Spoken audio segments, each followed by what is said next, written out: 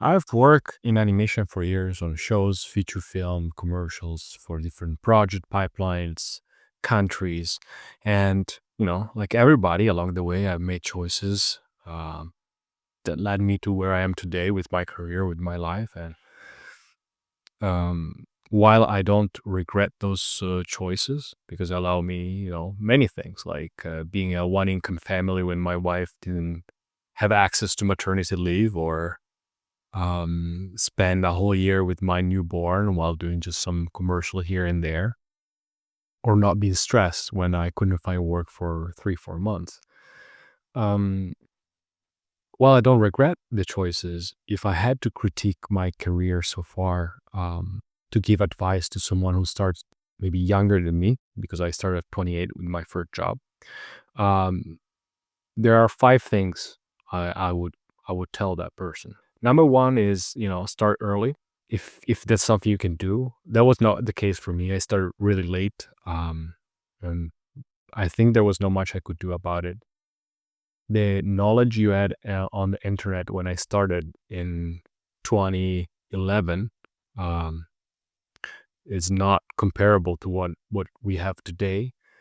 Um, but if you have the itch to draw, um, I would say just start. And it's a very common suggestion.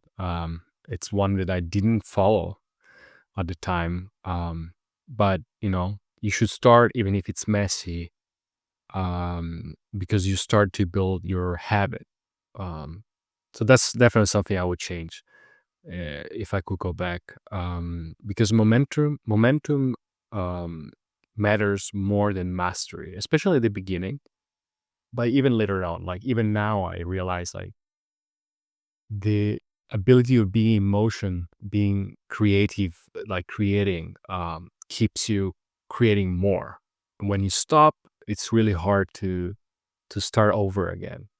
So like first thing, if you're starting out, just start doing it. Just draw, just sketch, just make your projects. Um, Second thing, if I had to go back, I probably would suggest a younger me to prioritize more your artistic side at the very beginning of your career before you start having responsibilities and commitments and bills. Early on, and this is something you don't realize until you like pass. That's why I'm saying it, because maybe like if you're younger than me, you're not fully aware of it, even if people tells you that. And probably me saying it is not going to change it. But before having kids, I had so much free time, uh, but I didn't realize it until I had kids. And I had so much less responsibility. I could afford to be paid less for a better job. I'm not saying you should be paid less. I'm just saying like sometimes it's worth taking the less paying job, but with more artistic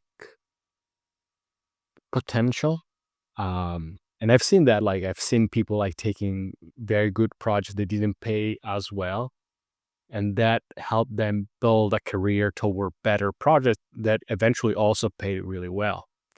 Um, you know, at the same time, I wonder sometimes like if I had focused my career on more artistic, more artistically more rewarding projects, would I have been as financially stable as I have been in the last few years? I'm not 100% sure. Um, but um, I feel like this is going against the video I made last time. But the other thing is like when you're young, probably you want to slow down. I work a lot. And again, I said it before, it paid off. Like I am financially stable. I'm able to support my family. I'm able to, um, I was able to allow my wife to really take the time off that she needed after the birth of our first daughter, when she didn't have access to maternity leave here in Canada. Um, but at the same time, when you work too much, when you take too many jobs, your skills will go through a plateau.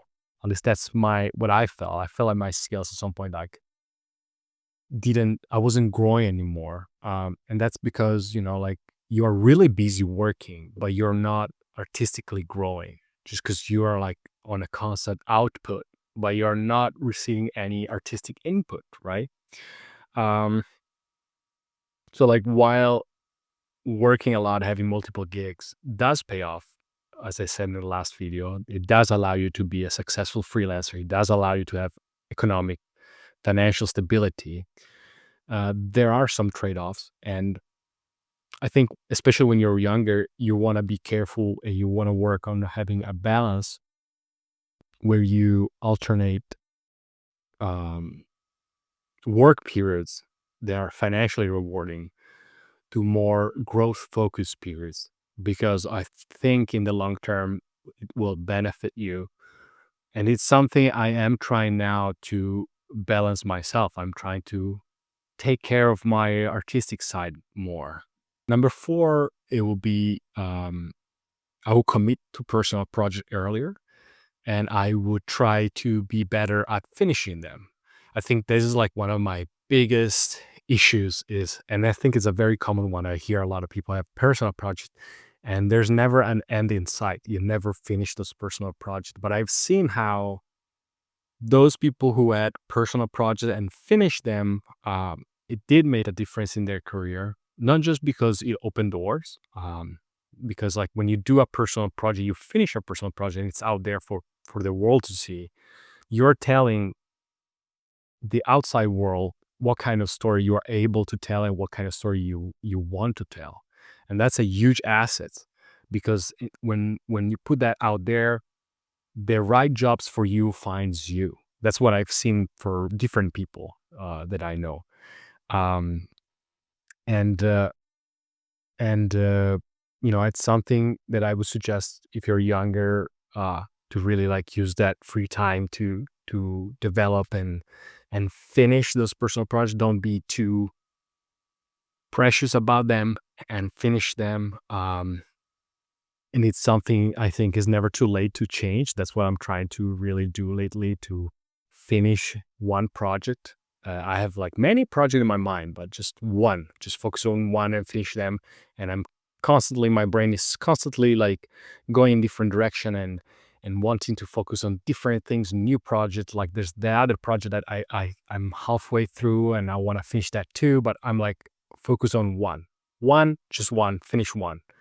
Point five is um, I've always been very proud and always said out loud that I had more of a business mindset than an artistic mindset in my career.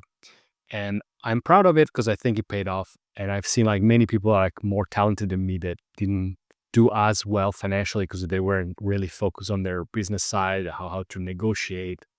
But at the same time, I have to recognize that um, while this mindset allow me to build a good life, and I wouldn't change that completely, I would suggest to focus also on your artistic side to find a balance, especially if you're looking to have a creative lead kind of role, becoming a director or or have an impact on your industry.